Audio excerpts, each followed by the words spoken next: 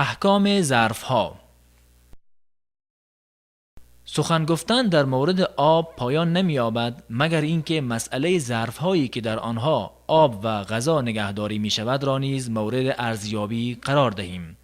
استعمال هر نوع ظرف برای خوردن و نوشیدن و یا غیر آن مباح بوده، به جز از ظرف‌های طلایی و نقره‌ای که پیامبر صلی الله علیه و سلم استعمال آن را منع کرده و فرموده اند در ظرف‌های طلایی و نقره‌ای منوشید و در غوری‌هایش غذا مخورید، زیرا در دنیا برای آنهاست و در آخرت برای ما می باشد.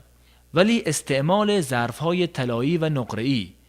در غیر خوردن غذا و نوشیدن مانند وضو کردن و غیره جواز دارد، به دلیل منحصر بودن حکم حدیث قبلی بر خوردن و نوشیدن و نیز در روایت بخاری آمده است که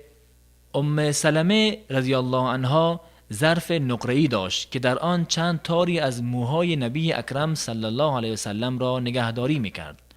استعمال ظرف‌های پیوند شده با کمی نقره در صورت نیاز به آن جواز دارد،